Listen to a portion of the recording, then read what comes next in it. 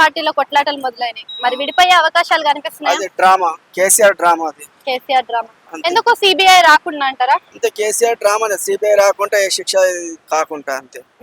అంటే ఇప్పుడు కవితని సస్పెండ్ చేయడం కరెక్టేనా? అదే డ్రామా అది. అది కూడా డ్రామా. అది కూడా డ్రామా. అంటే మళ్ళీ ఫ్యూచర్ లో కవిత బీఆర్ఎస్ లో చేరుతుంది అంటారా? ఎట్లయినా చేరుతుంది. కన్నా కూతురేనే. కూతురుని అయితే బయటకు వెళ్ళగొట్టరు కదా. అదంతా డ్రామానే, కేసీఆర్ డ్రామా. మరి ఆమె పార్టీ పెడుతుంది అని అంటున్నారు. అవన్నీ డ్రామాలే, పబ్లిక్ చూతే గుమాయించడానికి అంతే. ఇది ఆమె చెప్పిన దాంట్లో నిజాలు ఉన్నాయా? అన్ని పచ్చబద్దాలు. హరీష్ రావు, సంతోష్ రావులు అన్ని పచ్చబద్దాలు. అంతా డ్రామా, అంతా డ్రామా. అంతా డ్రామా. మళ్ళీ ఇప్పుడు ఇదంతా చేసింది రేవంత్ రెడ్డి అని రేవంత్ రెడ్డి మీద నొక్కుతారు కదా, నిజమేనా అది? మళ్ళీ ఇక అట్లా నూకుతారు. ఇప్పుడు అయ్య పోతే అవ్వ పెంచదా? ఆ ప్రకారంగా ఇదంతా డ్రామార్తులు కాబట్టి ఏదో ఒకటి ఎవరి మీద నింద చల్లాలని చల్లుతూనే ఉంటారు వాళ్ళు. ఇది పొలిటికల్. పొలిటికల్ డ్రామా క్రియేట్ చేస్తారు.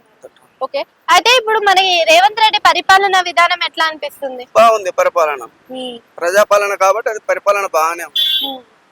పేదలకు చెందాలన్న కాంగ్రెస్ ప్రభుత్వమే, బీఆర్ఎస్ ప్రభుత్వం కాదు. ఇదివరకు కేసీఆర్ కి ఏముండే?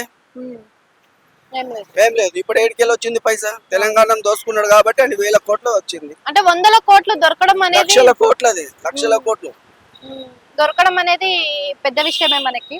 సో నిజంగానే బీఆర్ఎస్ ఈసారి అంతమైనట్టేనా? క్లోజ్ గా chapter chapter close. Chapter close. BRS ప్రభుత్వం ఉండదు, ఎవరు ఉంటారు.